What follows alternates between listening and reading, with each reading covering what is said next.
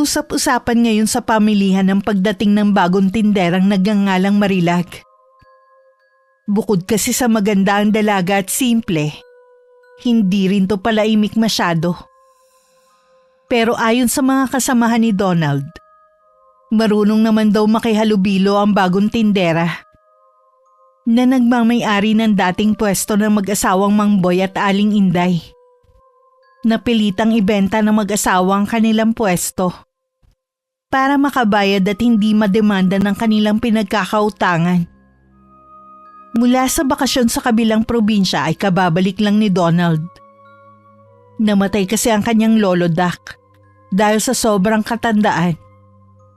Pagbalik niya agad siyang pumasok sa trabaho dahil nauubos na rin ang naipon niyang pera. Pasado 5:30 ng hapon, pauwi na ang matipunong binata galing sa palengke.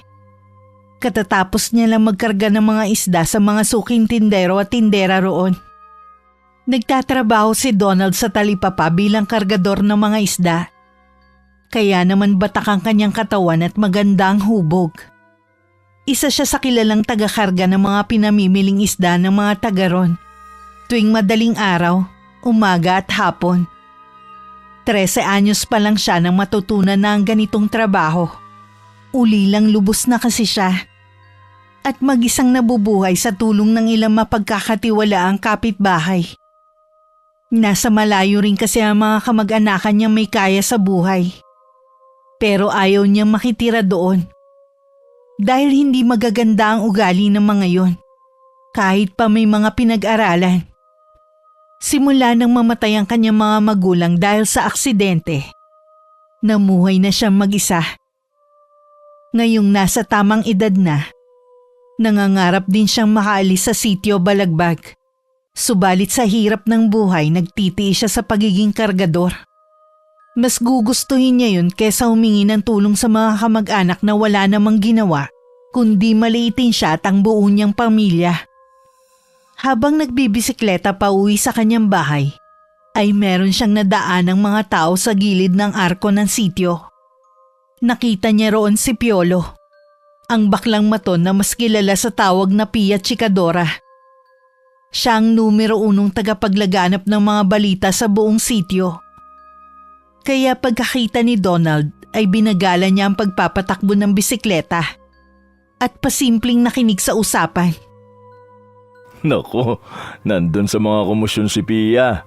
Mukhang may masasagap na naman akong chismis mamaya nito ah. Mas binagalan pa niya ang pagbibisikleta para mapakinggan ng malinaw ang usapan. Na-curious din kasi siya sapagkat parang seryosong-seryoso ang mukha ni Pia. Pati na rin ang iba pang nakikinig ng mga taga-sityo lang din. Masyado yatang seryoso ang usapan nila. Hindi pa man niya natatapos ang pagsasalita. Nakita tinawag na siya ni Pia. Matapos makita ang pagkabagal-bagal ng pagbibisikleta niya. Hoy, Donald! Pakunwari ka pang binagal-bagalan mong pagbibisikleta. Gusto mo lang talaga makinig sa usapan eh.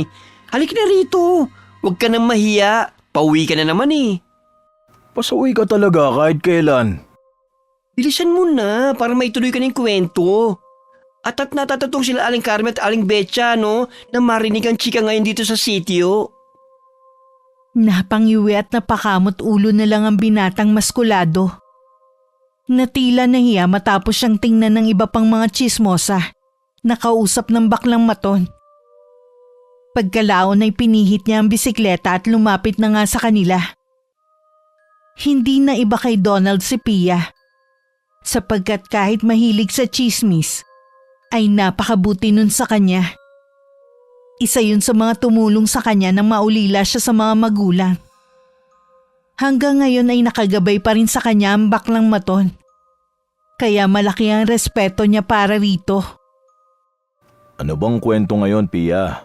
At mukhang seryosong-seryoso kayo rito ah. Eto na nga ang chika. Kilala mo diba si Stigoy na malaking tao doon sa Barrio Lupog? Oo, kilala ko yun. Tropa ko yung si Estigoy. Nakakalaban ko lagi yun sa pustahan sa basketball at sabong eh. Nung isang araw lang, magkalaro kami sa baryo nila. Nakalaro mo pa nung Nung sa araw? Oo, bakit? Patay na raw! Kita sa mga mata ni Donald ang matinding pagkagulat. Kaya hindi agad siya nakaimik. Nagpatuloy naman sa pagkukwento ang baklang maton. Habang sila Aling Carmen, Aling Betsa at ang iba pa'y nakikinig lang. Nakita na lang daw sa kwarto niya na nakabigti. Tapos, las-las yung magkabilang pulso. 2 araw na raw yung hindi lumalabas sa kwarto niya. Hindi kumakain at kapag kinakatok ng magulang, panilang sabing ayaw niya lumabas. Tapos, kaninang tanghali nga, dahil hindi na sumasagot, siya binuksan na yung pinto. Yun, nakita na nga nakabigti at las-las ang mga pulso. Ibig sabihin, nagpakamatay si Estigoy? Ang tanong bakit niya gagawin yun? Maayos naman ang buhay nila at saka wala namang kaawa yun. Napakabait nga nung tao na yun Ang sabi sa mga nasagap ng gaydar ko, nung gabi yata, pagtapos yung maglaro ng basketball, yung mismong nanay ni Estigoy yung nagkwento nito. Mga bandang madaling araw daw, naririnig niya yung anak niya sa kwarto na umiiyak. Tapos, parang may kausap na babae. Nagmamakaawa raw si Estigoy doon sa babae na huwag siyang iwanan. Ibig sabihin, nagpakamatay si Estigoy dahil sa isang babae? Wala naman akong kilalang girlfriend nun. Kahit kanino pa kayong magtanong sa mga kaibigan namin. Malay naman nating lahat. Hindi lang pinapakita o pinakikilala sa inyo, di ba? Mismo si Aling Rufa na nagsabi, nanay niya yun Magsisinungaling pa ba yung tao sa pagkamatay ng anak niya? So true! Mabilis pa sa alas 4! Kaya ikaw, naku Donald, huwag ka masyado magmamahal. Dahil baka mamaya tularan mo yan sa Estigoy. Kahit kailan, hindi pagpapatiwala ang sagot sa mga problema. Oo naman, di ko naman gagawin yun.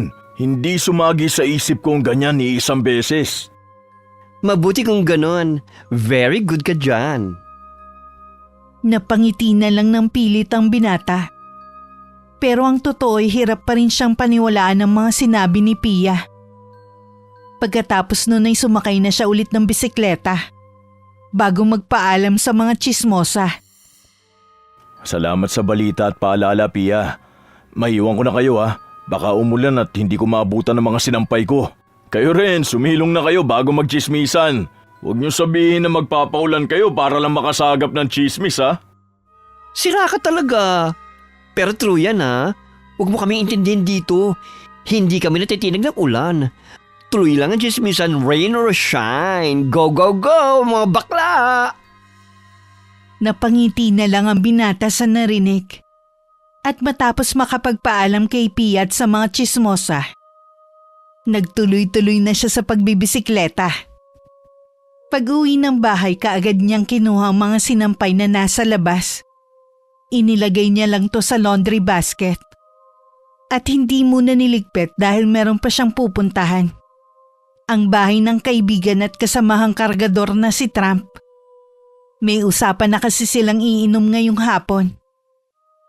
Makalipas ang ilang minutong pagbibisikleta, narating na nga ng binatang maskulado ang bahay ng kaibigan.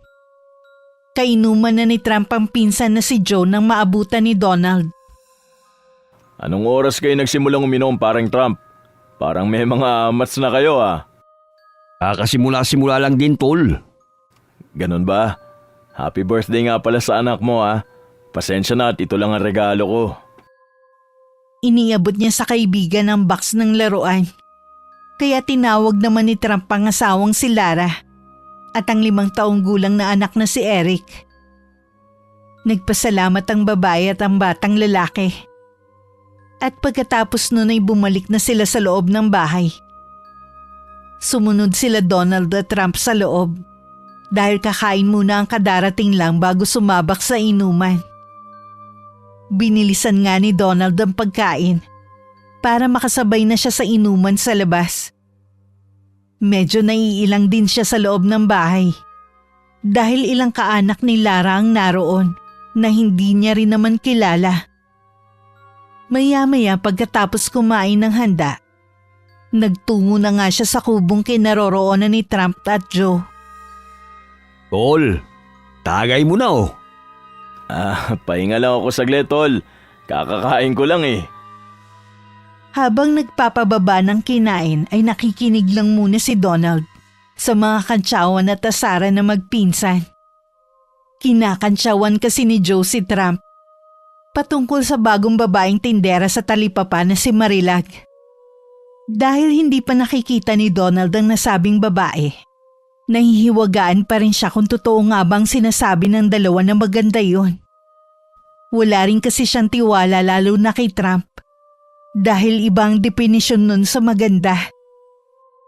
Ano namang sabi ni Abigail dun sa bagong may-ari ng tindahan ni Mang Boy at Aling Inday? Naku, kung maganda yung Marilag na yun di na kasi mangot na naman yun. Ano pa nga ba? Siyempre nakabusangot na naman ang pagmumuka. Lalo na nung makita na walang-wala sa kalingkingan ni Marilag. Alam sa man nating lahat na napaka-inggitera niyang si Abigail. Gusto niyang laging siya ang bida sa eksena. Kahit kailan talaga to si Abigail, wala talagang pagbabago. Pero maganda ba talaga yung Marilag? Duda kasi ko sa mga tipo mong babae. Maganda nga, tol. Kahit itanong mo pa rito kay Joe. Alam mo ba? Pasalamat na lang talaga May asawa na ako bago dumating yung Marilag na yan. Dahil kung hindi, nako, baka niligawan ko na yan. Baka nga sinagot na ako niyan pagkakita pa lang niya sa akin Lakas talaga ng confidence mo, kulat no? Alam mo naman ako, tol. Wala akong pinalalampas na kahit na sino. Lalo na kapag magandang babae. Kung sabihin mo kaya yan sa harap ni Lara para magkaalaman na. Ikaw naman. Parang di ka naman mabiro niyan, tol. Nagtawanan silang tatlo pagkalaon. At pagkatapos nun ay nakisabay na si Donald sa ikot ng inuman. Kaagad siyang inabutan ng tagay ni Joe na siyang tanggero nila. Nang matapos ng lumagok ng alak, ay saka siya muling nagsalita. Naalala niya kasi bigla ang kwento ni Pia Chikadora. Oo nga pala, tol. Nabalitaan mo na ba yung nangyari kay Estigoy? Bakit? Ano nangyari kay Estigoy? Na-injury ba sa kakalaro ng basketball? Panay-panay kasi ang basketball Ayaw na lang magbanat ng buto. Patay na si Estigoy, tangik. Nagulat si Trump nang marinig ang sinabi ng kaibigan. Kaya hindi agad to nagsalita. Nagpatuloy naman sa pagsasalisay ng kwento si Donald para hindi na magtanong pa ang binatang kulot. Naglaslas daw tapos nagbigti, kaya hindi na naagapan. Yung laro natin ng makalawa, yun na pala yung huli. Teka, bakit siya naglaslas tapos nagbigti? Parang wala namang problema sa buhay ng tao na yun Yun nga ang isa sa malaking misteryo Sabi ni Pia, yung nanay daw mismo ni Estigoy ang nagkwento na bago magpakamatay yung anak niya, may narinig siyang babaeng kausap sa kwarto. Nagmamakaawa daw si Estigoy dun sa babae, parang ganun. Tapos yun, kinabukasan, dedo na. Aknang putya, sinayang ni Estigoy yung buhay niya sa babae. Pero sino naman pala yung babae? May girlfriend pala yung tao na yun? Yun ang isa pang malaking misteryo. Sabagay, misteryoso talaga yung si Estigoy. Kaya lang, nakakalungkot yung nangyari sa kanya. Sayang ang buhay niya dalang sa isang babae.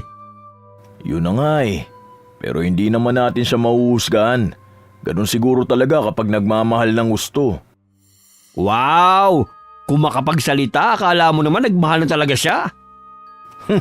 Wala kang alam, gago. Ulul, tol. Kilalang kilala na kita. Nakakita ko na lahat sa'yo. Kahit budhi mo. Kaya wag ako.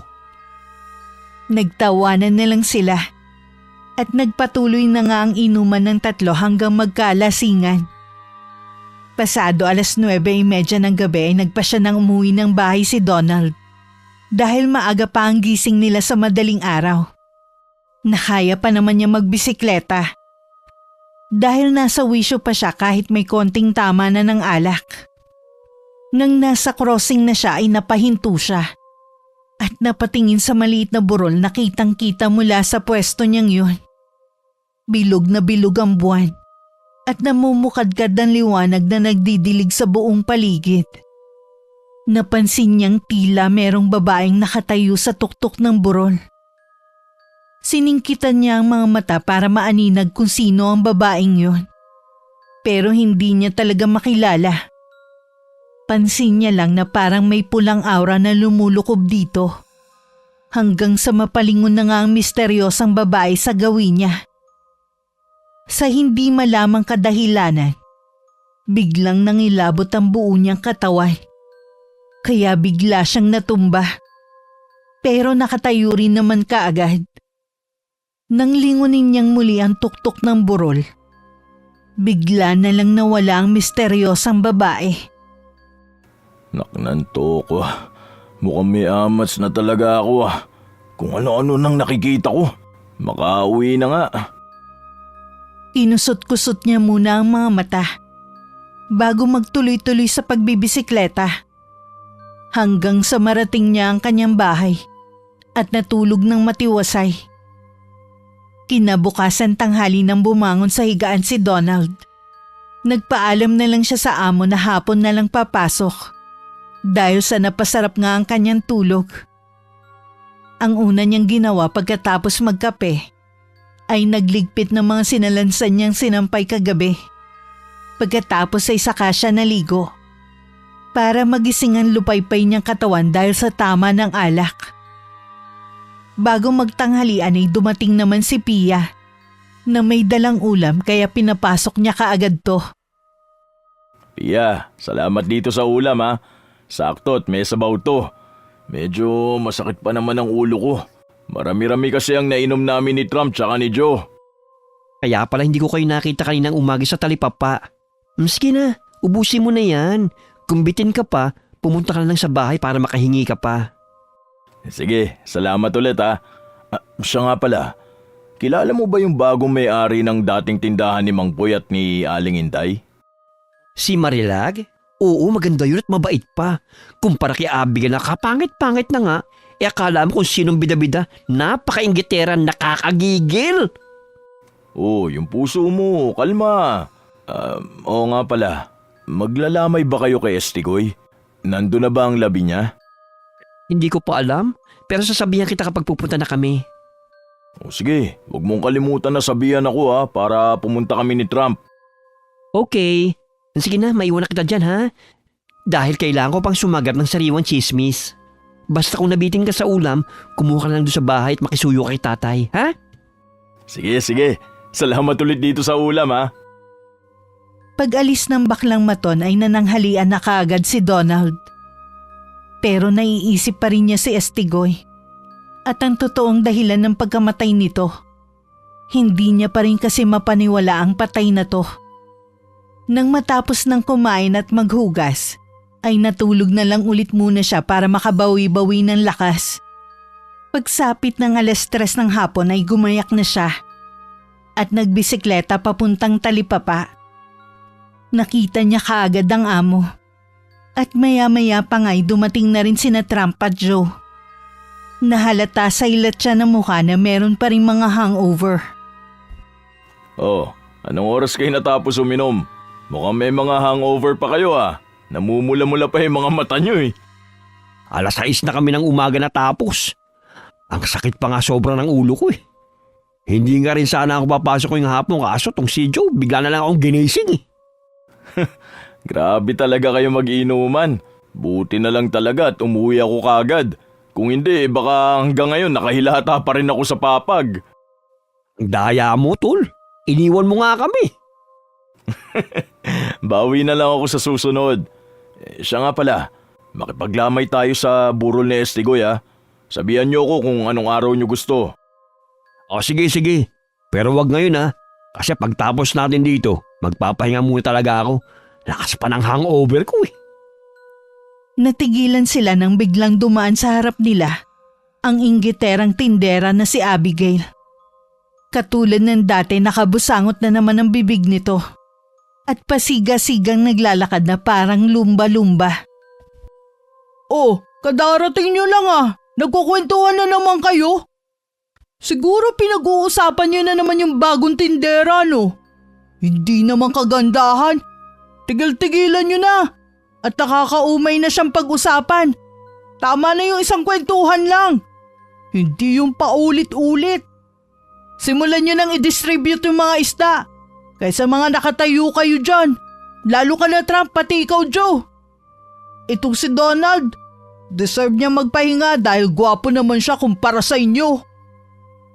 May dalang kape si Abigail.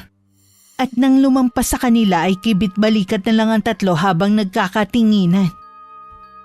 Anong problema nung ni Lumba-Lumba? Hayaan nyo na. Parang hindi pa kayo nasanay dyan kay Abigail. Palibhasa, puring-puri ka ng tao. Halatang-halatang type ka eh. Ngumiti lang si Donald saka nagtuloy-tuloy saka tinapik ang magpinsan. Dahil kailangan na nila mag-distribute ng mga isda. Dumarami na kasi ang mamimili. Maya-maya pa nang matapos na, nagkumpulan muna ulit ang mga kargador sa kanilang tambayan na malapit sa tindahang pinepwestohan ni Abigail. Katapat naman nun ang dating tindahan ni Mang Boy at Aling Inday na pag-aari na ngayon ni Marilag. Tol, kukuha lang kami na Joe ng kape ha. Ikaw ba, gusto mo? Sige nga tol, salamat. Pag-alis ng magpinsan ay pasulyap-sulyap si Donald sa tindahan ni Marilag dahil gusto niya makita ang itsura ng bagong may-ari. Hanggang ngayon kasi ay hindi pa rin niya nakikita ang dalaga na tila ba isang mailap na ibon. Sa wakas ay nakita na nga niya si Marilag matapos merong bumili sa nasabing tindahan. Katulad ng sinabi ni Trump at Joe, simple nga lang ang dalaga pero angat na angat ang ganda niya. Talagang walang-wala sa kalingkingan si Abigail. Tila nahalina si Donald sa ganda ng babae. At sa hindi malamang dahilan ay bigla na lang bumilis ang tibok ng puso niya. Dahilan para mapahawak siya rito. Saka napabulong ng wala sa oras. Ano ba tong nararamdaman ko? Nakita ko lang siya. Bigla na lang tumibok ang puso ko. Natigilan siya na magtama ang kanilang mga mata. Dahil doon ay mas lalong bumilis ang tibok ng puso niya. Na para bang may nagkakarerahang mga maliliit na daga. Nang umiti sa kanya si Marilag, dun na nanginig ang kanyang mga tuhod na para bang nanghihina siya ng sobra. Hoy, Donald! Tol! Ayos ka lang ba ha? Natulala ka na dyan. Ha? Ay, nandyan na pala kayo. Medyo-medyo lang naman. Ito din kape mo. Inumin mo muna. Dahil masyado ka na natulala dyan kay Marilag. Ano? Sabi ko naman sa'yo eh. Ang ganda niya ano? Oo, tol. Bumilis nga tong tibok ng puso ko eh. Gagi ka. Love at first sight na yan. Naantala na naman ang pag-uusap nila. Nang biglang umeksena si Abigail na may dalang burger na binili niya sa malapit na burgeran.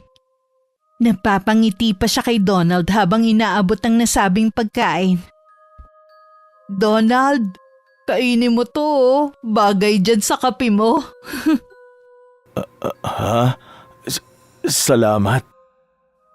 Kitang-kita ang tilang ngiting tagumpay ng babaeng mataba. Subalit napawi rin yun nang biglang mapansin niyang nakatingin na naman si Donald kay Marilag. At ganun din ang magandang dalaga. Dahil doon ay namula ang mukha ni Abigail sa galit. Na akala mo'y bulkang handa ng pumutok.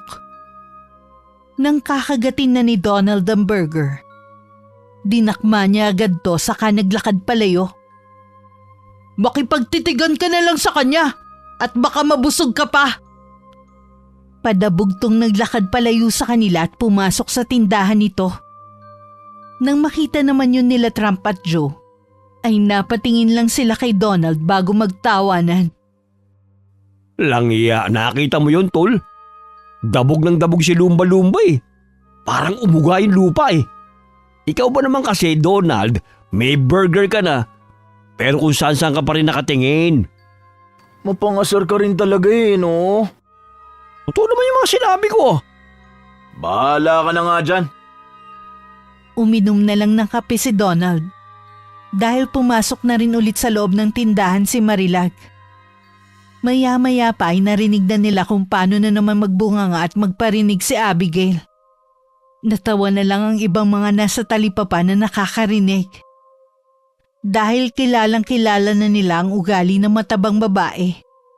Ayaw na ayaw talaga nitong nasasapawan siya ng kahit sino. Lalo na kung baguhan. Umiling-iling na lang sila Donald, Trump at Joe habang pinakikinggan ng ingay ni Abigail. Na tumigil din pagdating ng ilan niyang customer. Maya-maya pa nang maubos na ang iniinom na kape ay muling lumabas si Marilag. At nagkatinginan na naman sila ni Donald. Hindi maipaliwanag ng maskuladong binata dahil tila naghahati ang kanyang pakiramdam. Habang nakakangitian at nakakatitigan ng magandang babae, may parte na tuwang-tuwa siya. At may parte rin na parang takot na takot sa hindi malamang kadahilanan. Hindi na lang niya to pinansin. Dahil nagpapaalam na rin sa kanya ang magpinsan. Tol, mauna na muna kaming uuwi ah. Magpapahinga talaga ako ngayon ng maaga para makabawi sa hangover. Sige tol, ingat kayo sa pag-uwi ah. Yung dalaw natin kay Estigoy ah. Oo sige, basta sabihan mo lang ako. Pag-alis ng magpinsan ay tumulong-tulong pa saglit si Donald sa ibang pwesto. At nang tapos na ang kanyang trabaho ay naglinis na rin siya ng katawan bago umalis ng talipapa. Eksaktong 6:00 ng gabi kumain na muna siya ng mami na malapit sa talipapa. Nang pauwi na siya sa bahay ay nakasalubong niya sa arko si Pia. Nakasama si Aling Carmen at Aling Betcha. Hinintuan niya ang tatlo para kausapin. Oh, saan kayo pupunta, Pia? Nandun na raw yung kabaong ni Estigoy. Etong sila Aling Carmen at Aling Betcha, nag-ahaya na rin magpunta ron dahil atat na makausap si Aling Rufa. Ah, ganun ba? Sumama ka na dahil sasaglit lang naman tayo. Hindi rin ako pwede makipagpuyatan ngayon dahil may racket pa ako bukas ng umaga. Sige, sasama na ako. Iiwan ko lang tong bisikleta sa bahay. Hintayin niyo ako ah. Saglit lang naman ako eh. Hinintay nga siya ng tatlo. At makalipas lang ang higit 10 minuto ay nakabalik na siya sa arko. Saka sila nagpunta sa katabing baryo para makipaglamay sa burol ni Estigoy. Pagdating sa lamay, nang pumwesto sila sa isang mesa, nagbigay agad si Aling Rufa ng mga ngata kaya nagpasalamat silang apat. Nanghiram na rin sina Aling Carmen at Aling Betcha ng baraha dahil gusto nila maglaro ng tong-its. At para hindi ma-out of place, nang makita si Donald ng iba pang tropa na nakakalaro nila sa basketball, tinawag siya ng mga to at inalok ng inuman. Nahiya naman siyang tumanggi kaya napao na rin siya. Mga tol, hindi lang ako masyadong magiinom ha. Maaga pa kasi kami bukas sa talipapa. Baka tanghaliin na naman ako ng gising kung magkataon. Habang nakikipagtsismisan si Pia at naglalaro naman ng baraha sina Aling Carmen pati Aling Betcha, nakikitawa naman si Donald sa mga kainuman dahil sa kanilang pinagkukwentuhan. At sa pagpapatuloy ng kanilang inuman at kulitan, saglit na tumayo ang maskuladong binata para umihi. Naglakad siya ng ilang hakbang palayo sa pwesto ng inuman. At nang marating na niya ang kambal na puno ng manggang matayog na nasa tapat lang ng bahay ni na Estigoy, ay sa kanya binuksan ng zipper at umihi. Noong una'y tahimik lang siyang pasimpleng bumubulong habang umiihi. Tabi-tabi po, Nuno. Makikihilam po. Hindi pa man siya natatapos ay naramdaman na niyang yumugyug ang puno. Na parang merong sumamparo na mabigat na bagay. Napatingala siya at nagmasid-masid sa itaas. Hanggang sa mapansin niya naglaglagan ng ilang dahon. Kaya naman iginala niya pa ang paningin. Pero wala naman siyang nakita roon. Nang pabalik na ay napansin niya mula sa tabi ng pintuan si Marilag na nakatayo lang doon at pasilip-silip sa lamay. Anong ginagawa rito ni Marilag? Kilala niya ba si Estigoy? Dahil doon ay nilapitan niya si Pia at saka binulungan tungkol sa nakita. Pia, nakita mo ba yon? Si Marilag yun, di ba? Bakit nandito siya? Magkakilala ba sila ni Estigoy? Saan? Wala naman akong makita. Ha? Nang muling lumingon si Donald sa pintuan, wala na nga ron si Marilag. Iginala pa niya ang tingin para makasiguro. Pero hindi na niya talaga nakita ang magandang dalaga. Dahil tuloy doon, pasimple siyang tinapik sa tagiliran ng baklang maton bago magsalita na tila ng bubuyo. Ikaw ha, Donald ha? Siguro gandang-ganda ka rin doon kay Marilag, no? Pati rito nakikita mo eh. Natitipuhan mo na, no? Ewan ko sa'yo. Sige na nga at babalik na ako sa inuman. Nang palakad na ang maskuladong binata pabalik sa inuman ng mga katropa, nagulat siya nang makita mismo mula sa kambal na puno ang imahe ni Estigoy na paikot-ikot. Hindi niya alam kung anong mararamdaman niya, kaya hindi siya agad nakakilos. Nagpalakad-lakad lang ang nasabing kaluluwa, pabalik-balik sa tapat ng nasabing puno. At nang lumingon to sa kanya, bigla siyang napasigaw ng wala sa oras. Dahil doon nawalan siya ng balanse at muntik nang matumba. Mabuti na lang nakahawak siya sa upuan at naalalayan kagad ng isang katropa. Napatingin din tuloy ang ilang mga taong naroon. Kabilang na sina Pia, Aling Carmen at Aling Betcha. Ay, lintik naman! Kasabay noon ay ang pagsampa ng malaking itim na pusa. Tumitig pa to sa kanya ng matagal bago naglakad palayo sa kadiliman. Anong nangyari sa'yo, Donald? Kung makasigaw ka naman dyan, para pusang itim lang eh. Lasing ka ba kagad, ha? Nagulat lang ako sa pusa. Langya na yan. Matapos makapagpagpag ng damit, saka muling bumaling si Donald sa kambal na puno. Nakita pa rin niyang naroon si Estigoy. At katulad kanina, paikot-ikot pa rin to. Hanggang sa makita na lang niya na merong humatak na kung anong maitim na nilalang. Dahilan para biglang mawala ang kaluluwa. Makailang beses niyang kinusot-kusot ang mata niya. Pero totoo talaga ang kanyang mga nakita. Kaya naman sumilay ang matinding kaba sa kanyang dibdib. Nang muli siyang tagayan ng tropa ay tumanggi na siya. Dahil hindi na maganda naging pakiramdam niya. Hinintay na lang niya si Pia. Pagkatapos nun ay nagpaalam na silang umuwi. Habang naglalakad sila, hindi na siya mapakali. Hindi lang niya ipinahalata sa mga kasama ang nakita niya kanina. Dahil ayaw niyang matakot ang mga to. Kaya pag uwi ng binatang maskulado sa kanilang bahay, doon niya pinagnilay-nilayan ang mga nangyari kanina. Nawala din tuloy agad ng tama sa kanya ng alak. Totoong nakita ko yung kaluluwa ni Estigoy kanina eh. Hindi ako pwede magkamali, totoo yun.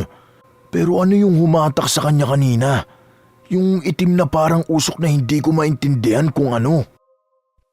Dahil sa nakakakilabot na pangyayari, hindi tuloy dinalaw ng antok si Donald. Kaya kinabukasan pagpasok niya sa trabaho, malamya ang kanyang galawan. Nang makita siya ni Trump at Joe na ganon ay nagtaka ang mga to. Pero hindi naman niya masabi ang totoong dahilan kung bakit siya hindi nakatulog. Alam niyang pagtatawanan lang siya, lalo na ni Trump. Kaya nagdahilan na lang din siya ulit katulad ng madalas niyang ginagawa. Napansin din siya ni Abigail kaya't lumapit to sa kanya at nagbigay ng biskwit at soft drinks. Nag-alala kasi ang matabang babae para sa kanyang kalagayan. Kainin mo yan at ubusin para bumalik ang lakas mo. Ikaw naman kasi nakipaglamay ka pa rin sa Estigoy na yon at uminom.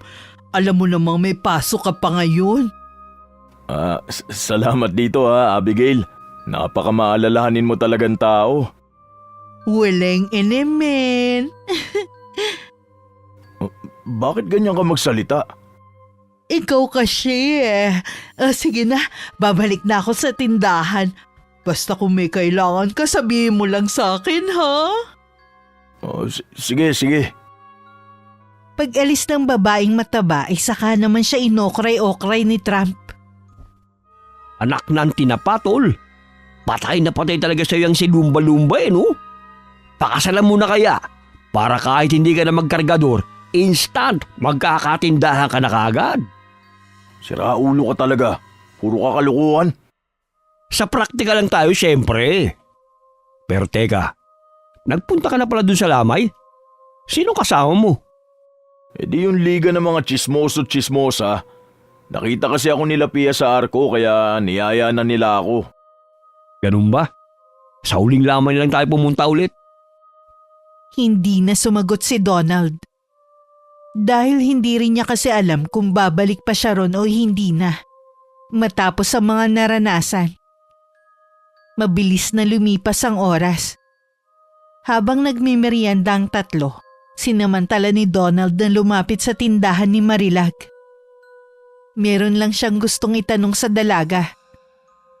Nang muli magtama ang kanilang paningin, humabog na naman ang kanyang dibdib. Pero pinilit niya maging mahinahon bago magsalita. Ikaw si Marilag, hindi ba? Oo, ako nga si Marilag. Bakit, meron ka bang gustong bilhin? Wala naman. Ako nga pala si Donald. Gusto ko lang makipagkilala at saka may itatanong sana ako sa'yo eh. Okay lang ba? Okay lang. Wala namang problema basta kaya ko lang sagutin ha. Mas lalong nabighani si Donald nang ngumiti ng tipid ang dalaga. Mas lalo kasing lumitaw ang angking kagandahan nun. Hindi tuloy agad nakapagsalita ang maskuladong binata. Dahil muli na namang kumabog ang puso niya. Okay ka lang ba, Donald? Akala ko meron kang itatanong. Bakit parang wala ka ng kibo? Pasensya na ha. Itatanong ko lang sana kung kilala mo si Estigoy. Yung namatay naming kakilala. Parang napansin kasi kita nung kagabi sa lamay. Nagpunta ka ba ron? Doon sila sa kabilang baryo nakatira. Pasensya na, Donald ha. Dito nga sa sitio Balagbag wala pa ako masyadong kakilala eh. Doon pa kaya sa kabilang baryo? Sabi ko nga eh, bagong salta ka nga lang pala. Pasensya ka na sa walang kwentang tanong ko ha. Ang kwela mo eh no? Gusto mo ba magkape? May nakahanda na ako ron sa loob. Ititimpla na lang. Sige, sige. Hindi ko yung tatanggihan. Basta galing sa'yo. Ilang saglit pa nga pagkaabot ni Marilag ng tasa kay Donald. Eksakto namang nakita yun ni Abigail. Kalalabas lang na matabang dalaga sa tindahan. At yun kaagad ang bumungad sa kanya. Kaya umusok na naman ang kanyang tenga na para na namang bulkang sasabog. Nakita rin ng magpinsan ang pamumula ni Abigail. Kaya natawa na lang sila habang sinesenyasan si Donald na walang kamalay-malay. Narealize na lang ng binatang matipuno na nasa likuran ng matabang babae nang makarinig sila ng kalampag. Sabay-sabay silang napalingon doon.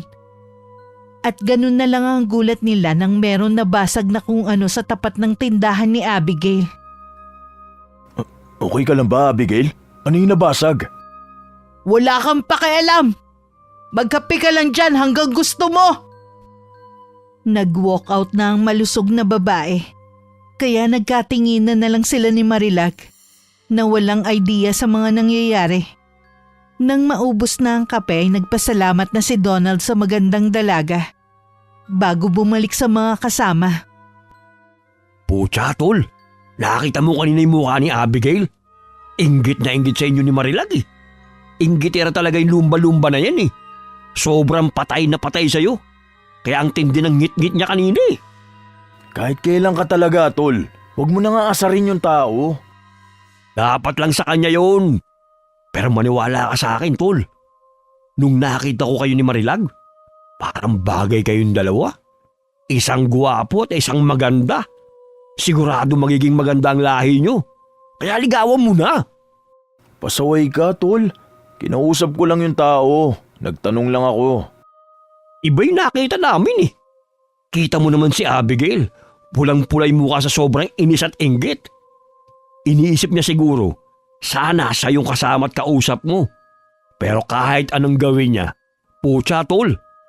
Pwera pang lalait, ang itim ng batok niya. Napailing na lang si Donald dahil sa sinabi ng kaibigan. At pagkatapos nun ay bumalik na sila sa pagtatrabaho habang patuloy na nag-aasaran. Maya-maya pa nang matapos na sila, eksaktong nakita ni Donald Trump si Joe na nakikipagbangayan kay Abigail. Hindi nila alam ang pinagmulan ng gulo kaya nakiawat na lang sila. Hoy Trump! Pagsabihan mo yung pinsa mo na umayos-ayos siya dahil namumuro na siya sa akin. Isang-isa na lang talaga dahil may kalalagyan siya. Nakakapikong kayo ah. Magsialis na nga kayo sa harapan ko. Hindi na nga nila masyado pinansin si Abigail. Inawat na lang din nila si Joe na tila papatulan pa ang matabang dalaga. Pagkaalis nila ron, nagkayayaan na nga silang magpunta sa lamay. Pero tumanggi na si Donald. Nagdahilan na lang siyang may gagawin kaya hindi na rin siya pinilit na magpinsan. Nailibing na lang si Estigoy, hindi na nga bumalik doon si Donald. Dahil ayaw na niyang makakita ng kung ano.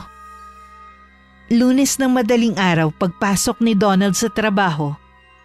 Bumungad kaagad sa kanya masamang balita mula mismo kay Trump.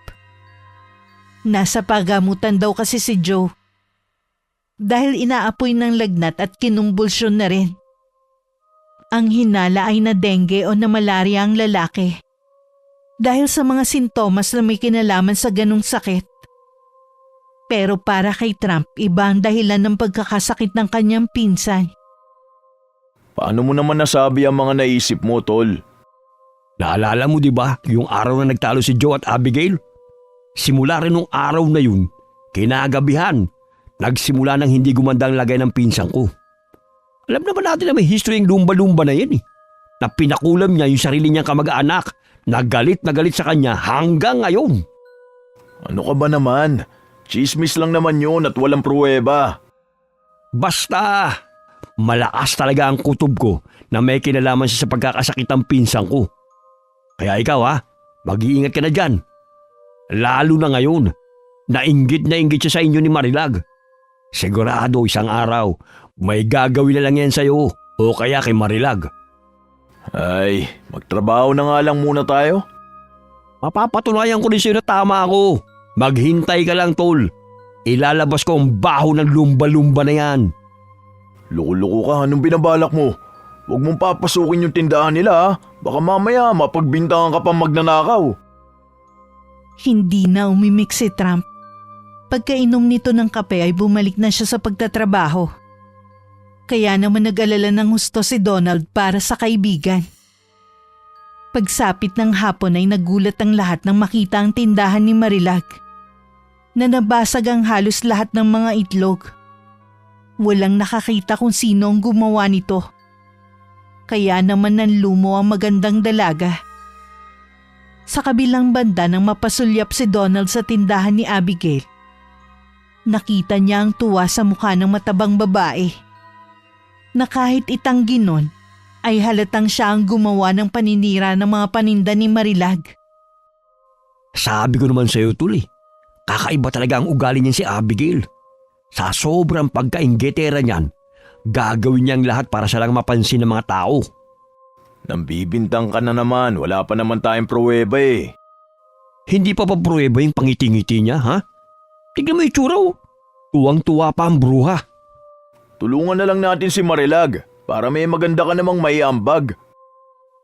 Tinulungan na nga nila ang magandang dalaga sa pagkuha ng mga nabasag ng itlog. Inilagay nila sa malaking mangkok ang maaari pang mapakinabangan. Ang mga maaari pang maibenta sa murang halaga na may mga crack ay hiniwalay din nila. At ang mga hindi na talaga mapapakinabangan, inilagay na sa itim na supot. Dahil sa pagtulong na yon ay mas lalong nagngit-ngit sa galit si Abigail. Lalo na nang makita niya na tila mas lalong nagkamabutihan sina Donald at Marilag. Buwisit talaga! Napalingon sila nang marinig ang pagsigaw at pagdadabog ng matabang dalaga. Alam na ni Trump na nagsiselos at naiinggit na naman yun.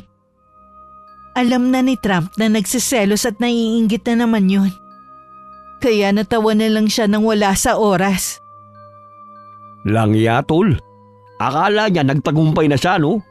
Hindi niya alam, dahil sa ginawa niyang to, mas lalo lang naglapit ang loob niyo ni Marilag. Huwag kang maingay dyan at baka marinig ka ni Marilag. Baka kung ano pang isipin. Lalo na at wala pang ebidensyang si Abigail ang nagsira nitong mga itlog. Donald, Trump, maraming salamat sa pagtulong nyo ha. Mukhang nakaabala pa ako sa trabaho nyo. Kung pwede ka nga raw sanang ayaan itong kaibigan ko na sumabay na pauwi. Naku, hindi naman. Tapos na naman kami. Pauwi na nga kami kung tutuusin. Kung pwede ka nga raw sanang ayaan itong kaibigan ko na sumabay na pauwi. Uy, sira ulo ka. Nang tumawa ang magandang dalaga, natigilan sila pareho at napatingin na lang dito. Lalo lang tuloy na bighani si Donald. Dahil mapangakit talaga ang ngiti ni Marilag. Gustuhin ko man pero hindi pa ako pwedeng umuwi eh. Hindi bale sa susunod. Siya sige, mag-aasikaso pa ako ah. Salamat ulit sa tulong. Namumulang umalis ang magkaibigan sa tindahan. Habang si Abigail naman na nakatingin mula sa loob ng tindahan nito, ay ngit-ngit na ngit-ngit sa kanyang mga narinig. Pasado 6:30 ng gabi. Papasok na ng bahay si Donald nang muli na naman siyang sinalubong ni Pia na may hatid na balita.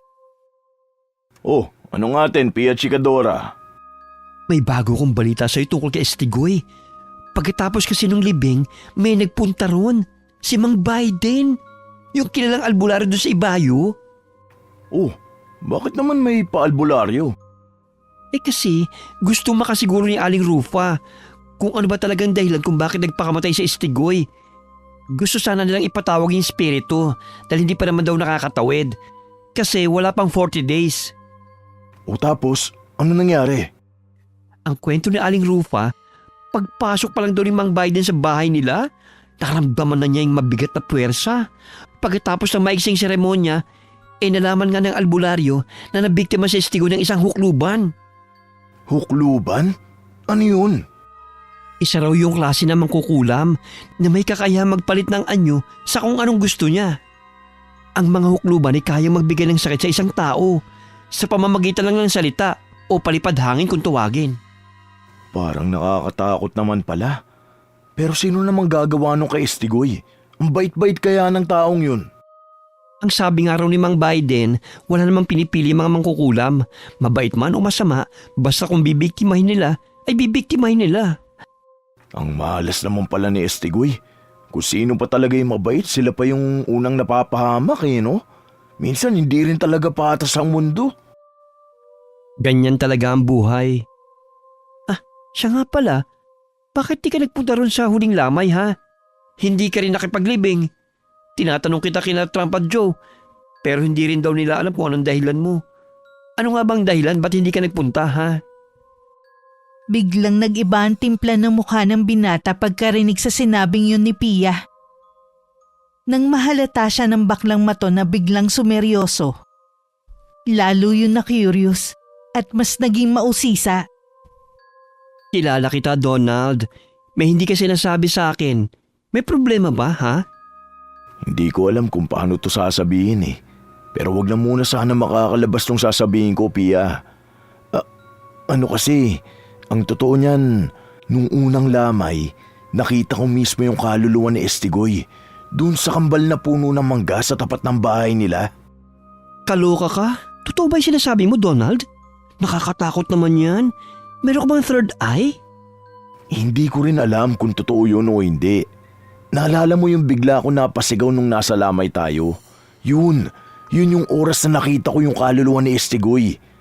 Base sa mga nakita ko, hindi mapakali yung kaluluwa kasi paikot-ikot yun sa kambal na puno eh. Hanggang sa may bigla na lang humigit na itim na usok na hindi ko alam kung ano. Tapos nawala na lang parang bula. Hala ka, nangilabot ako sa mga sinabi mo, Donald. Na-stress yung beauty ko bigla sa takot. Bakit ngayon mo lang sinabi to? Ikaw talaga. Baka mamaya malipat sa'yo ang kung ano man sumpa.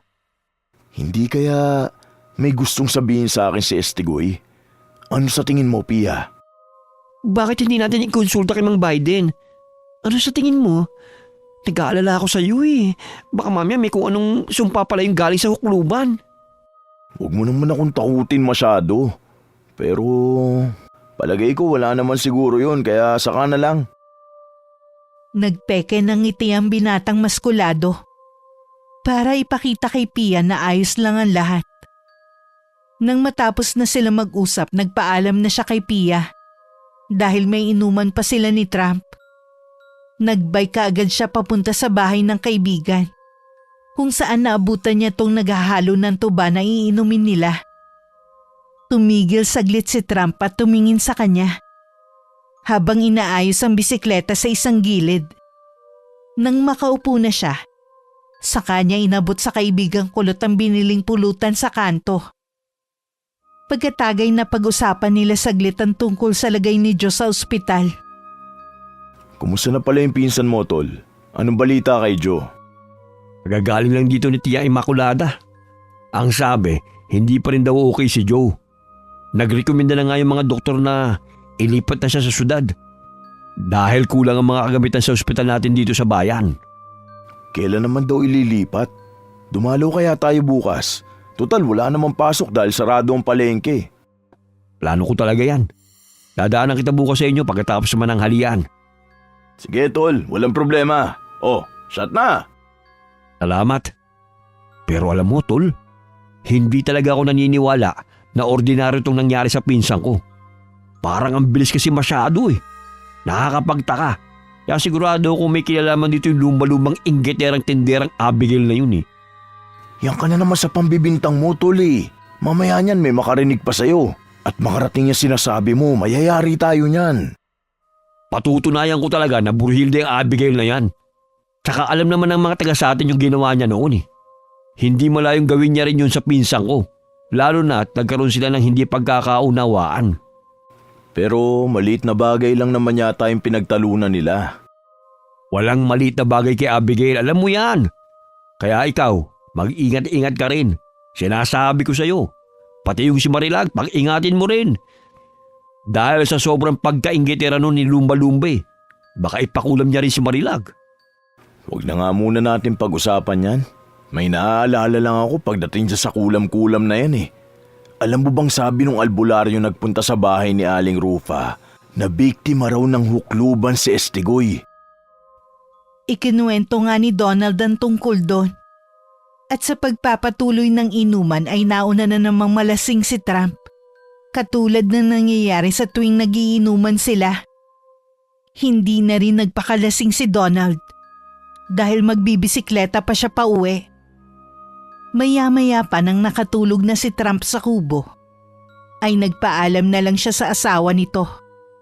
Nang pauwi na'y napadaan ulit siya sa crossing, kung saan kitang-kita na naman ang burol.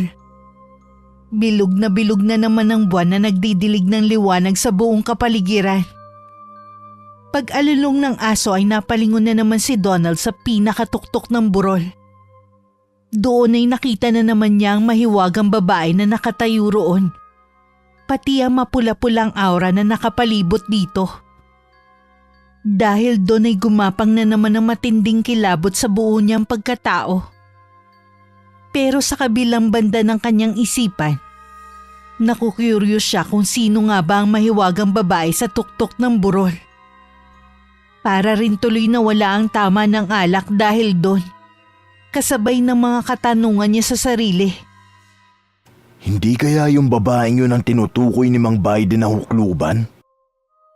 Natigilan na siya nang muling magawi sa kinaroroonan niya ang tingin ng mahiwagang babae. At sa hindi malamang kadahilanan, Narinig pa niya kung paano tumagbigkas ng mga salitang mas nagpatayo ng kanyang mga balahibo. Kakaiba ang mga winiwika ng babae na para bang nag-oorasyon. At nang mapagtanto nga ni Donald na hindi yun normal, umiwas kagad siya ng tingin. Siya nga siguro yun. Binilisan niya ang pagbibisikleta hanggang sa madaanan niya ang bahay ni Joe. Nang paliko na siya roon, muli na naman niyang narinig ang alulong ng aso. Dahil doon mas binilisan niya ang pagpidal habang nagmamasid-masid sa mapunong kapaligiran. Bigla na lang kasing sumagi sa isip niya ang nakitang kaluluwa ni Estigoy nung lamay. Putya naman, bakit ba alulong ang aso? Kanino ba yun? Nakakakilabot naman. Napamura siya dahil naalala niya ang kwentuhan ng liga ng mga tsismosa noon. Na ayon kay Pia, ang pag-alulong ng aso ay senyales o pagtatawag ng kamatayan. Nangilabot ng husto ang binatang maskulado matapos yung maalala. Kaya mas binilisan pa niya ang pagpidal. Hanggang sa marating na niya ang pinakamadilim na bahagi ng daan pauwi sa kanilang bahay.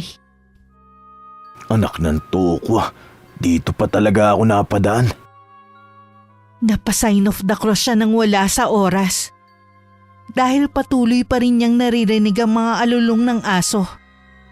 Bukod doon, tila naririnig din niya ang kakaibang salita at bulong ng mahiwagang babae na nasa burol kanina. Tinahak niya ang madilim na daan, habang taimtim pa rin na nagmamasid sa kapaligiran. Iba na kasi ang pakiwari niya. Dahil sa mga naririnig na talaga namang nakakapanayo ng mga balahibo. Sa totoo lang hindi naman nabago para kay Donald ang mga katatakutan sa kanilang lugar. Doon na siya lumaki. At bata pa lang ay mulat na siya sa mga kwentong kababalaghan. Subalit mulat at may ideya man sa mga ganong pangyayari. Wala pa naman siyang personal na karanasan patungkol sa mga ganong bagay. Kaya hanggang ngayon hindi pa rin talaga niya mapaniwalaan na nakita niya ang kaluluwa ni Estigoy sa mismong lamay nito. Ito lang din ang unang pagkakataon sa buong buhay niya na makaramdam ng ganitong takot na tila nanonood, sagad sa kaibuturan ng kanyang buto. Kung alam ko lang hindi na sana muna ako nakipag-inuman kay Trump. Ang lala nito mga nangyayari ngayon Napakamot ulo na naman siya habang nagpapatuloy sa pagbibisikleta pa uwi ng bahay. Nang nasa kalagitnaan na siya ng mapuno at madilim na daan, ay mas dumami pa ang naririnig niyang alulong. Kaya mas binilisan pa niya ang pagpidal na hindi na alintana kung ano ang madadaanan. Hindi na rin siya lumingon-lingon sa kung saan-saan, sa takot na may kung ano na naman siyang makita. Maya-maya pa nang tumigil ang pag-alulong ng aso. Bigla namang humangin ng malakas. Dahilan para mapatingin siya sa itaas, kung saan ay kitang-kita niya ang pagsayaw ng mga dahon sa puno, pati na rin ang bilog na buwan. Pagtampi ng hangin sa kanyang balat ay mas tumindi ang kilabot na kanyang nararamdaman. Ang mga balahibo niya sa braso at batok ay muling nagtaasan. Kaya napahima siya sa bahaging yun, habang nagmamadali sa pag-uwi. Puta naman bakit parang ang layo-layo pa ng bahay namin? Kanina pa ako nagbabike. Nasabi niya yun dahil pakiramdam niya. Kanina pa siya nagbabike sa madilim na bahagi ng daan. Pero hanggang ngayon ay hindi pa rin siya makarating sa kanilang bahay.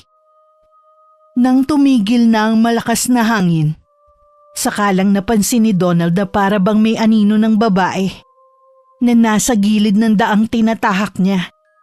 Kaya mas lalo siyang kinabahan. Sa sobrang taranta, muntik na siyang masemplang. Mabuti na lang ay mabilis niyang naibalanse ang bisikleta. Kaya nagpatuloy lang siya sa pagpidal. Hanggang sa maramdaman na nga niya na para bang may sumusunod sa likuran niya. Bumilis ang tibok ng puso niya. Subalit hindi niya ipinahalata ang matinding takot. Hanggang sa marinig na naman niya ang kakaibang boses. Alam niyang galing to sa misteryosang babae dun sa burol. Kaya napasigaw na siya nang wala sa oras. Hoy, kung sino ka man, lubayan mo kung hukluban ka. Wala akong ginagawang kahit ano sa'yo. Biglang nawala ang mga pabulong at kasunod nun. Nakita na rin niya ang hangganan ng tinatahak na daan.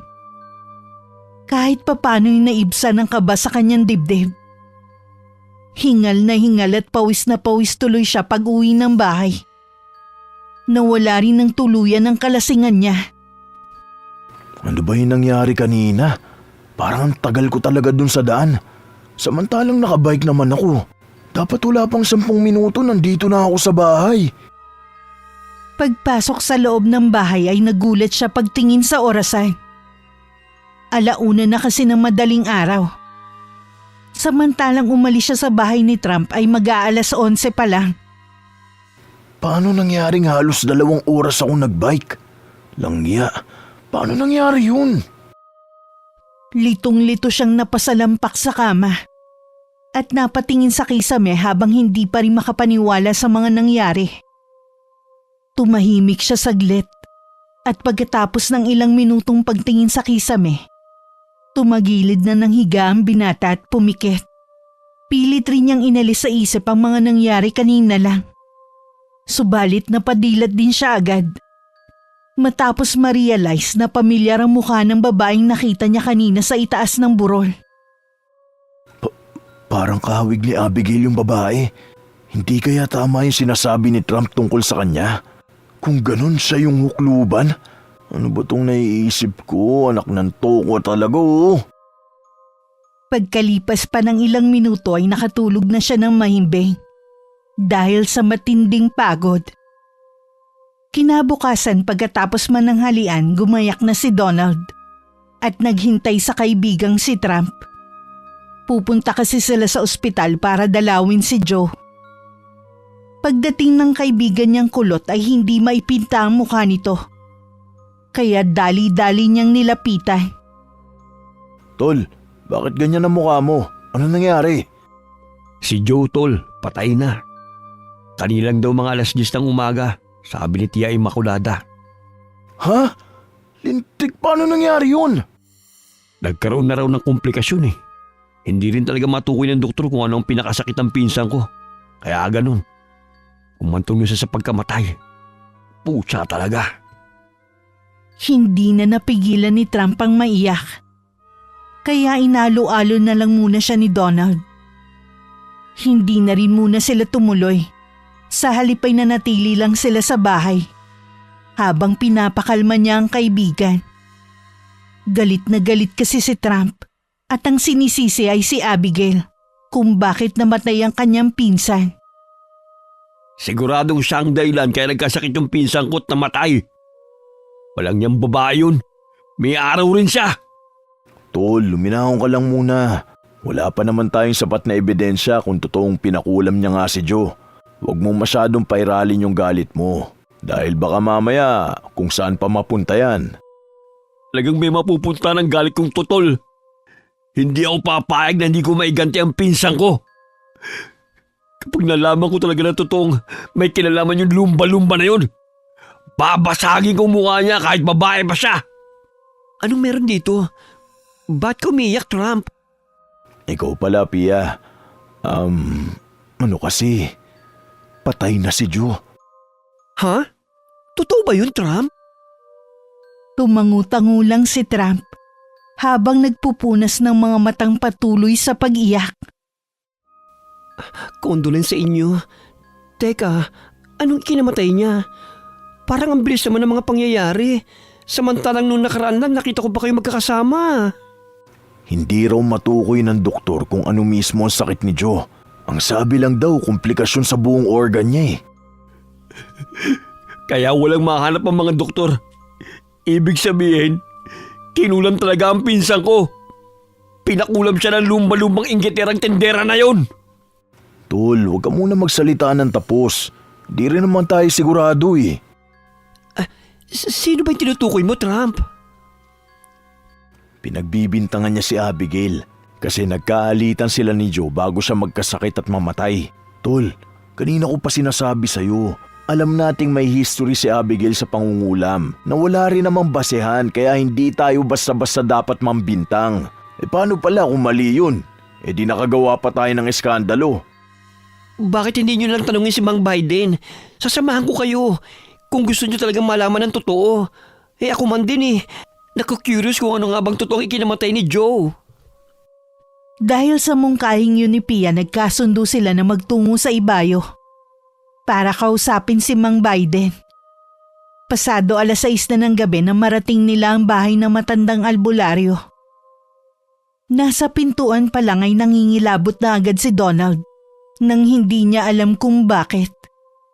Pagkakita sa kanila ni Mang Biden ay seryoso silang pinagmasdan nun.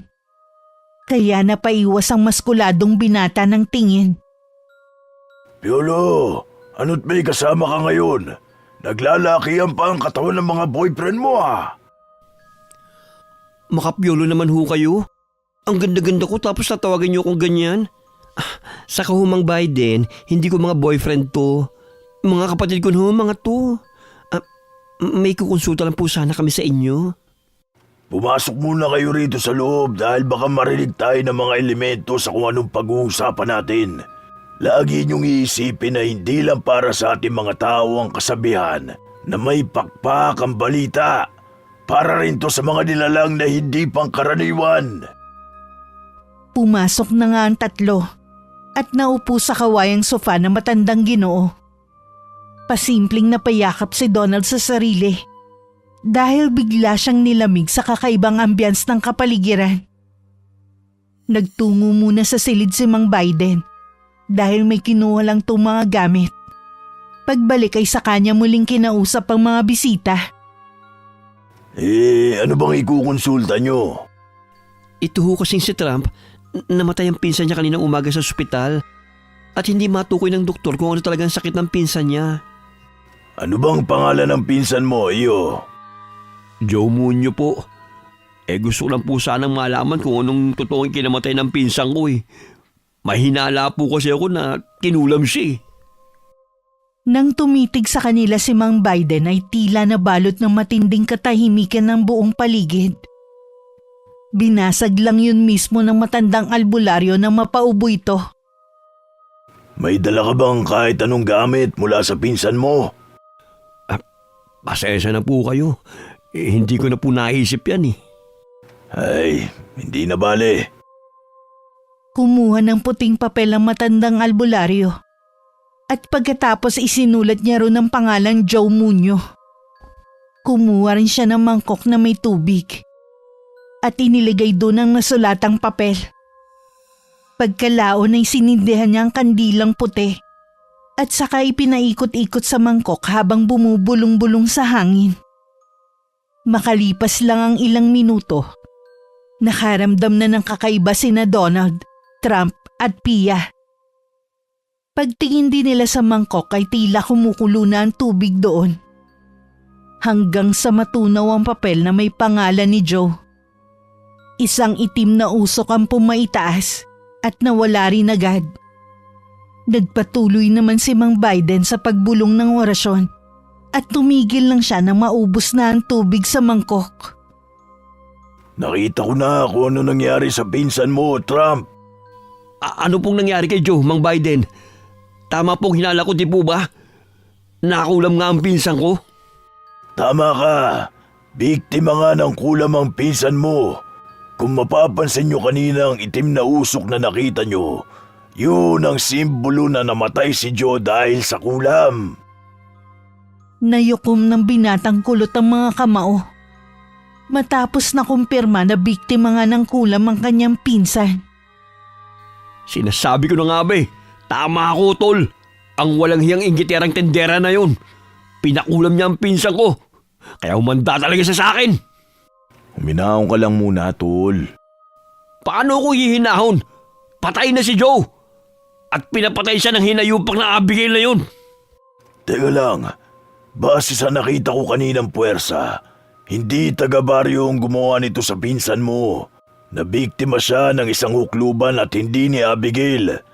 Wala rin ako nakikita nag-utos ang tinderang yun na gawin to sa pinsan mo. Mismo nga hukluban ang pumatay kay Joe sa pamamagitan ng pagbibigay ng sumpa. Ang mga hukluban, kadalasan ay gumagamit sila ng matinding salamangka o palipad hangin at kung sino man ang puntirya nila, kapag hindi naagapan, wala pang 1 linggo ay ahantong yun sa kamatayan. Nakakatakot naman po pala. Iisa lang hubang hukluban na tinutukoy nyo na ng biktima kay Estigwet, Joe? Tama ka dyan. Parehong puwersa ang nararamdaman ko at hindi ako po pwedeng magkamali.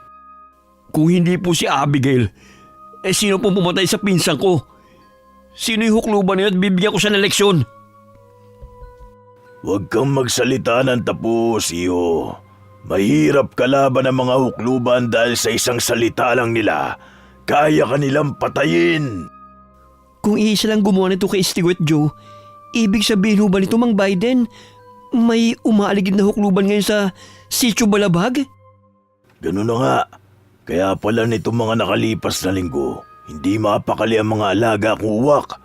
Sinasabi ko na nga ba, meron silang gustong ipahiwatig at ngayon na nga nangyayari ang mga yun. Paano po kung magpatuloy ito, Mang Biden? Wala po ba kayong pwedeng ipangontra laban sa hukluban na yun? Kumpara sa ibang mangkukulam, ang mga hukluban ay ang pinakamailap at mahirap matuntun sa lahat. Bukod kasi sa pagpapalipad hangin, kaya rin nilang magpalit ng anyo at itago ang enerhiyang mangkukulam nila. Ibig sabihin, kahit sino sa mga taga-sityo ay maaaring maituring na hukluban. Kahit ako. Namayani na naman ang katahimikan sa buong paligid. At dahil sa mga narinig ni Donald, hindi na niya natiis pa na magsalita. Hindi po ako sigurado pero palagay ko po, nakita ko na ang hukluban. 2 beses ko na siya nakita sa tuktok ng burol. May pulang aura sa palibot niya at bukod pa ron, nakakakilabot siya. Parang kagabi nga po, hinahabol niya ako at narinig ko siya na bumubulong-bulong ng mga salitang hindi ko maintindihan. Ikukonsidera ko ang mga sinabi mo, Donald. Bukas na umaga, pupuntahan ko na sabing lugar para magsuri. Pero may pakiusap muna ako sa inyong tatlo. Sa ngayon sana huwag niyo munang ipamalita ang mga to sa kalugar natin. Sinasabi ko to sa inyo para maiwasang mataranta at matakot ang mga tao. Matapos magkaunawaan ay nagbigay ng pulang porselas si Mang Biden sa tatlo. May pendant to na kulay asul na mata at tinatawag na anti-evil eye bracelet. Ipinaliwanag ng matandang albularyo na mabisa ang porselas na yon bilang pangontra. Lalo na sa mga palipad hangin at kung ano pang elemento. Pasado 8:00 na ng gabi nang makauwi si Donald sa kanilang bahay. Hindi na rin niya naihatid ang kaibigan. Pero nagsabi siya rito na makikilamay na lang sa mga susunod na araw. Dahil din tuloy sa mga nalaman ay hindi siya kaagad dinalaw ng antok. Bukod sa nararamdamang lungkot dahil sa pagkamatay ni Joe, nakakaramdam din siya ng pangamba para sa buong sitio Balagbag. Hindi maintindihan ni Donald ang sarili. Pero para bang naaamoy niya sa paligid ang tila nagbabadyang panganib. Kinabukasan ay nagtungo kaagad siya sa talipapa na nakiangkas lang sa tricycle. Dahil biglang nasira ang bisikleta niya. Nang nasa talipapa na nagkape siya agad. Para mabuhay ang dugo at makapagtrabaho ng maayos. Saglit siyang napatingin sa tindahan ni Abigail na hindi pa nagbubukas. Himala yata, hindi pa bukas yung tindahan ni Abigail.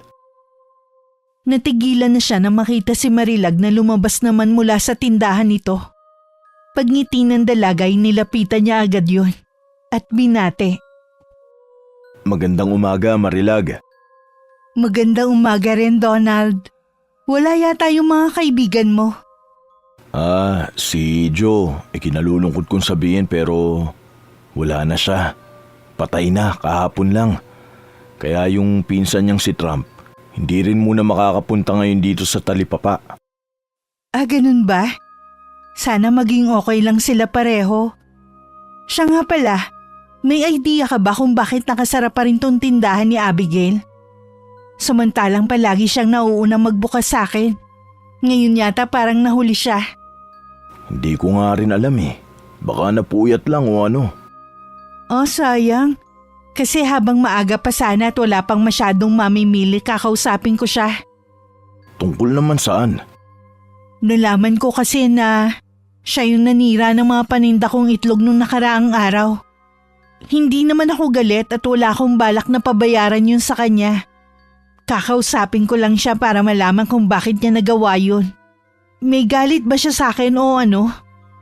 Naku, mas maiging wag mo na siyang kumprontahin tungkol dun. Siguradong babalik ta rin ka lang nun. Atin-atin lang to Medyo may pagkainggitera kasi talaga yan si Abigail eh. Kaya malamang dahil sa inggit kaya niya nagawa yun. Pero syempre, hindi niya naman aaminin yun. Dedepensa lang siya ng dedepensa hanggang sa lumala ang sitwasyon. Eh di mas maganda kung ganun para makita niya ang hinahanap niya. Ha? May sinasabi ka ba? Wala.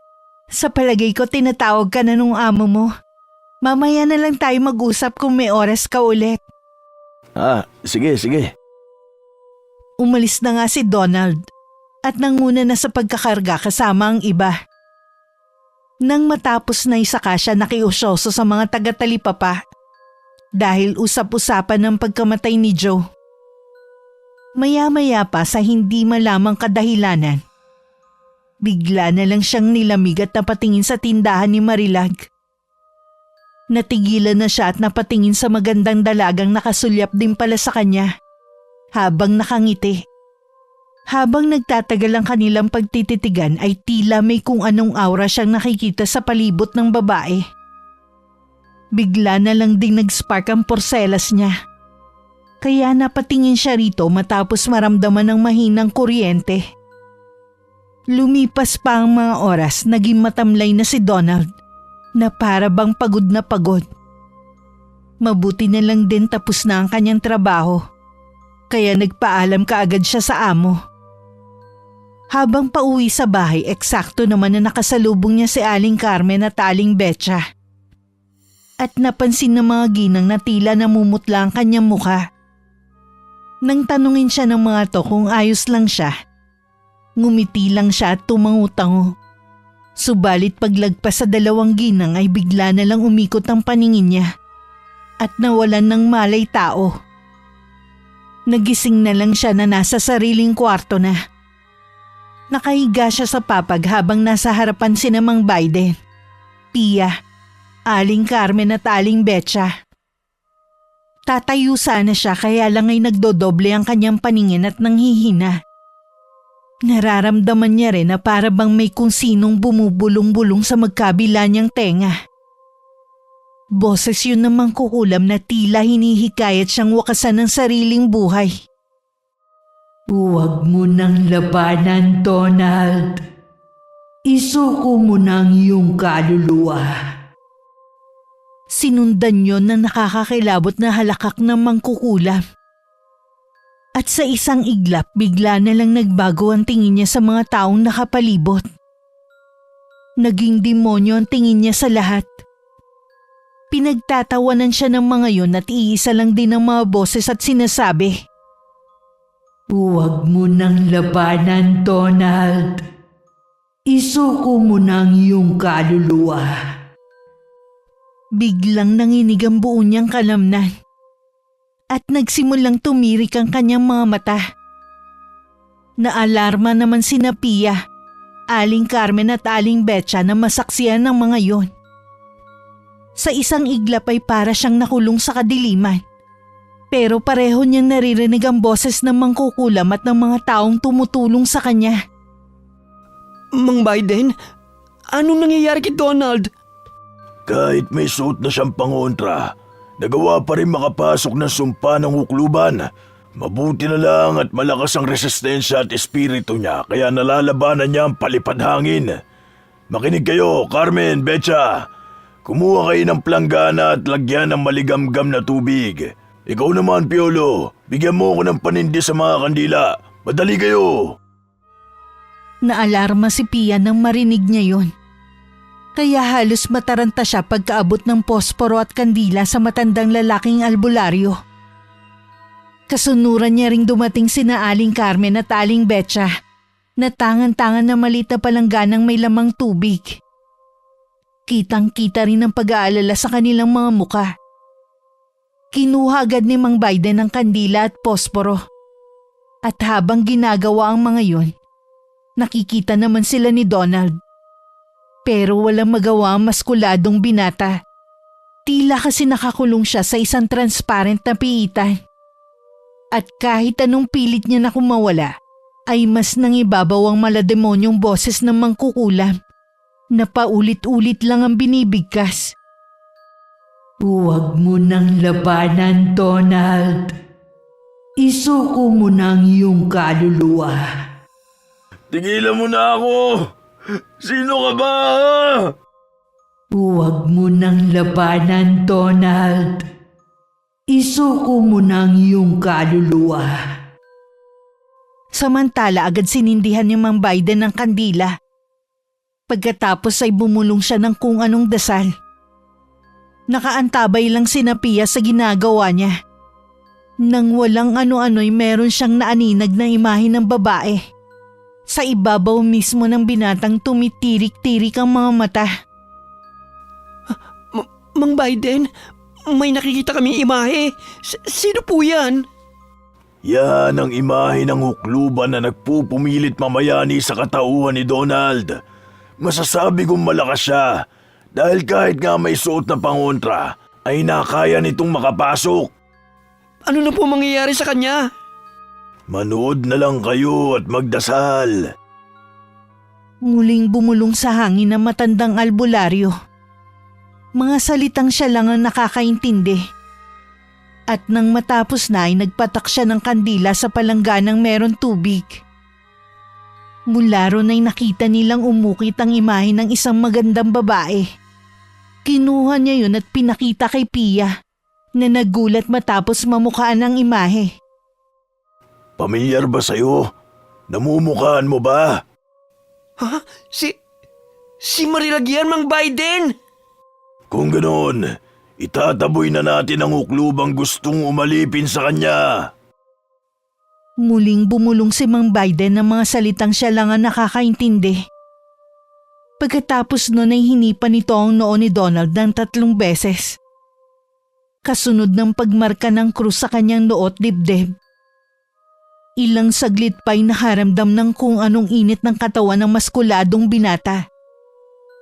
Feel niya na lumabas ang mainit na bagay na yun sa kanyang kalooban. Kaya medyo guminhawa ang kanyang pakiramdam. Bigla ring nawala ang bagay na kumukulong sa kanya. At ang boses ng mangkukulam ay galit na galit. Hindi pwede to! Hindi pwede to! Akin na ang katawan mo! Akin ka lang, Donald! Akin ka lang! Nang tuluyang maglaho ang hukluban ay bigla na lang napabalikwas ng bangon si Donald. Ganun na nga lang ang tuwa ni Pia, Aling Carmen at Betcha na makitang mabuti na ang lagay ng maskuladong binata. Nagtaka siya nang makita ang apat at wala rin siyang naalala sa mga nangyari. Ano pong nangyari? Bakit nandito kayo, Mang Biden, Pia, Aling Carmen at Aling Betcha? Wala kang maalala sa mga nangyari? Sabi ni na Aling Carmen at Aling Betcha, bigla ka na lang daw bumagsak nung nakasalubong kanila habang pauwi. Naalala ko na nga, pero parang maulap pa rin yung paningin ko eh. Pinainom muna ni Mang Biden ang binata ng katas ng malunggay. At nang makabawi-bawi na ng lakas, ay dun na nga nila sinabi ang tungkol sa hukluban. Hindi makapaniwala si Donald nang malaman niya na si Marilag ang hukluban. Na muntik na makapatay sa kanya at siya ring kumitil sa mga kaibigan niyang sina Joe at Estigoy. Hindi niya lubos maisip kung paano magiging isang hukluban ng ganong kagandang babae na hindi halos makabasag pinggan. Sigurado po ba kayo? Tignan mo tong nabuong imahe sa kandila. Mas lalong nagulat ang matipunong binata sa nakita. Hindi na nga niya naitanggi na si Marilag talaga ang hukluban. Dahil doon binalikan niya ang mga magagandang usapan nila ng dalaga. Kaya nalungkot din siya at nadismaya. Ano pong gagawin niyo, Mang Biden? Pagpupuyatan ko ang paggawa ng mabisang pangontra para tuluyan siyang mapuksa.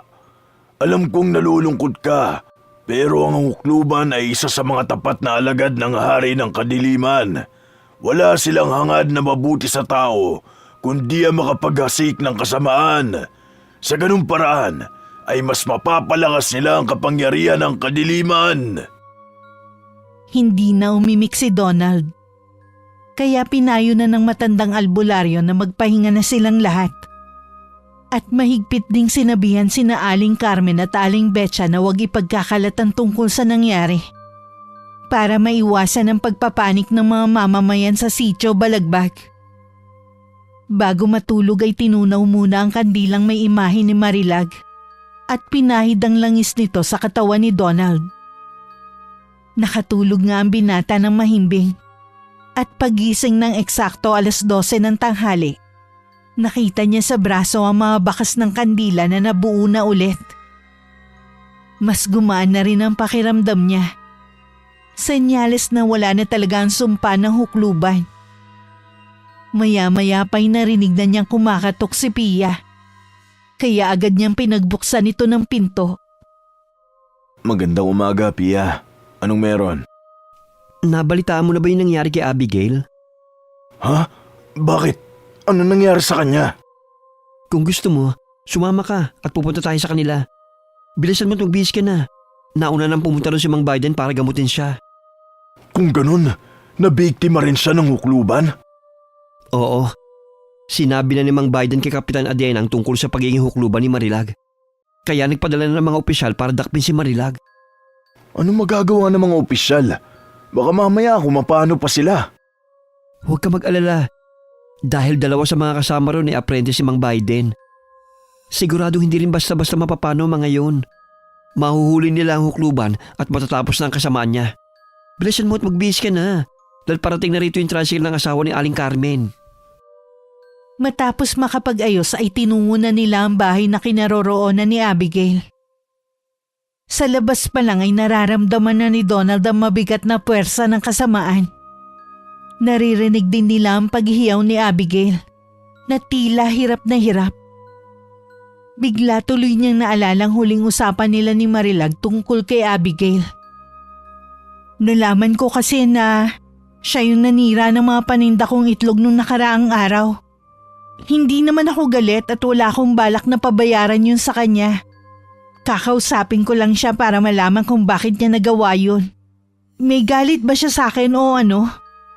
Naku, mas maiging wag mo na siyang kumprontahin tungkol dun. Siguradong babalik ta rin ka lang nun.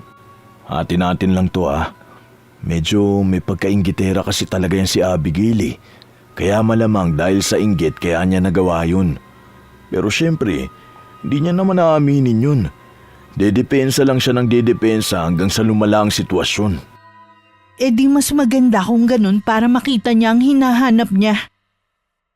Tila na konsensya rin siya matapos mapagsalitaan ng kung ano-ano si Abigail. Kaya napabuntong hininga na lang siya bago bumulong sa sarili. Kung ganun, hindi pala mali ang narinig ko. Sinabi talaga ni Marilag ang mga bagay na yun. Kung siya ang hukluban, posibleng ang ipaparamdam niya kay Abigail ang matinding sakit, lalo na't itong sumira ng mga paninda niya. Donald, tara na sa loob.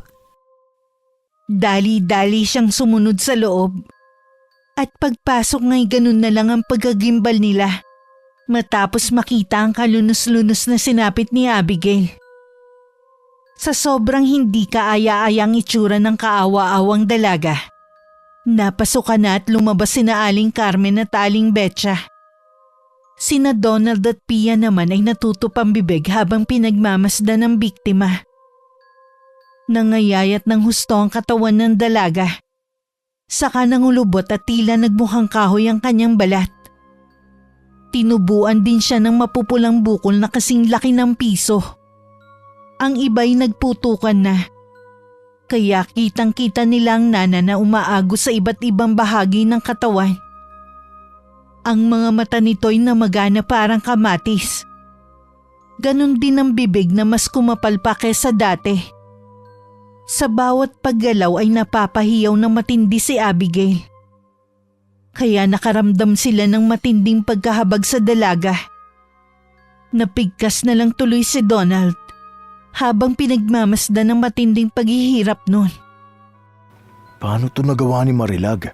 Alam kong inggitera talaga si Abigail. Marami siyang kagaspangang ginawa sa kapwa niya. Pero hindi niya naman deserve to. Sobra na to't hindi makatao. Kung sa bagay, hindi naman na maituturing na tao si Marilag. Lalo na't isa siyang masamang hukluban na nagkukubli lang sa anyo ng isang magandang babae. Natigilan sa pagmumuni-muni si Donald nang makita niya si Mang Biden na naglabas ng isang klase ng tuyong halamang gamot. May ipinahid siya rong isang uri ng langis at saka mahinang hinampas-hampas ang katawan ng dalaga. Umiyak sa sobrang sakit si Abigail na halos ayaw nang gumalaw. Sa bawat pag-inat kasi ng katawan niya, nagpuputukan ng mga bukol na kasing laki ng piso. Nagtatalsikan pa nga ang mga nana sa sahig at naglalabas yun ng napakabahong amoy. Ang sakit! Sobrang sakit! Pakiusap!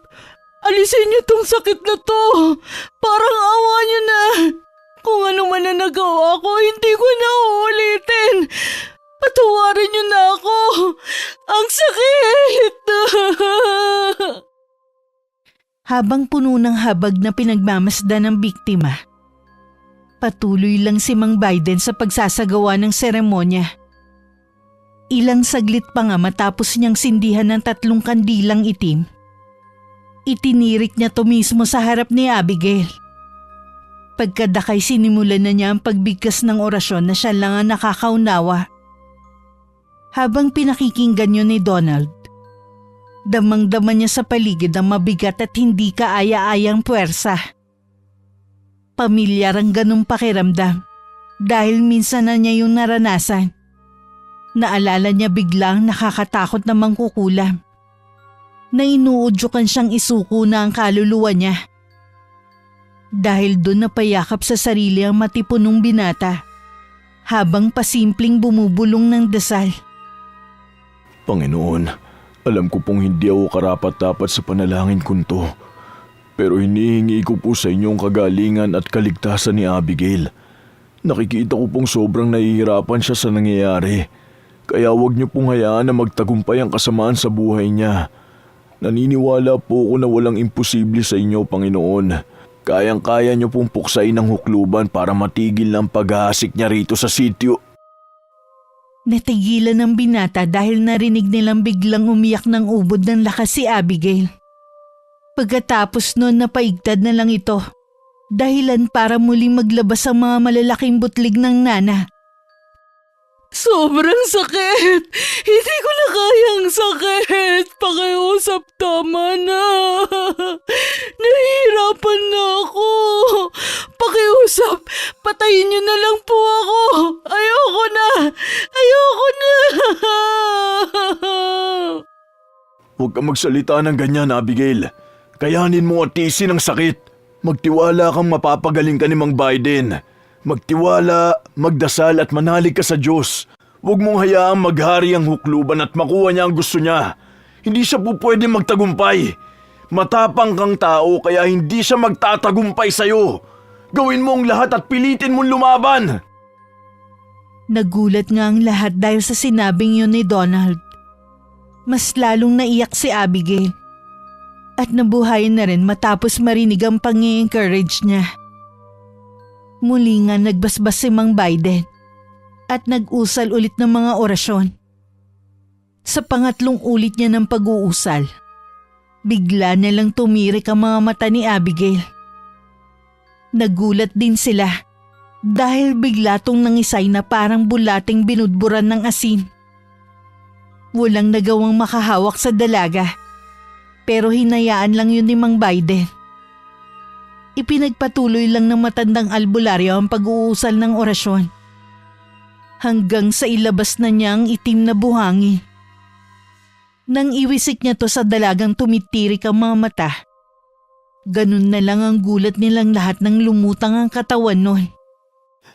Diyos ko, lumulutang si Abigail!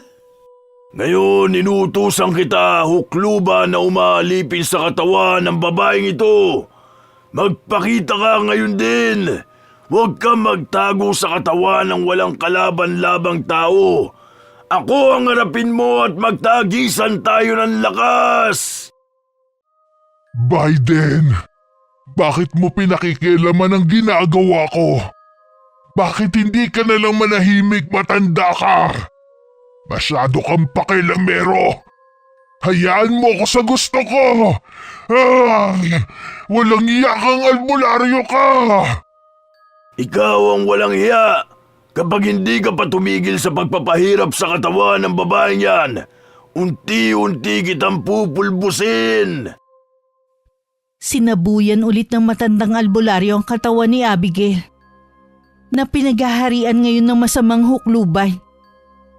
Lalo yun nangisay ng nangisay at naghihiyaw sa sobrang sakit na nararamdaman. Pinagmumura rin sila nito at dinuraduraan habang pinagtatawanan. At kung ano-anong klaseng masasakit na salita ang mga sinasabi. Pagkatapos ko sa inggiterang tindera na to, iisa-isahin ko kayo. Sinimulan na ni Mang Biden ang malakas niyang orasyon. Kaya mas lalong namilipit ang walang kalaban-laban na hukluban. May araw din kayo! Manahimik ka na lang at bumalik kung saan ka nararapat, hukluban! Sa huling pagwisik ng itim na buhangin ni Mang Biden, bumagsak na nga ulit sa sahig si Abigail at tuluyang nawalan ng malay tao. Binuhusan siya ng tubig at bigla na lang binalot ng itim na usok ang buo niyang katawan. Nang mawala ang usok ay nagulat sila nang makitang nawala na ang mga bukol-bukol at sugat ni Abigail. Nanatiling nangungulubot ang balat niya pero bumalik na sa dati ang maayos niyang kutis. Pagdilat ng dalagay pumalaho lang siya ng iyak.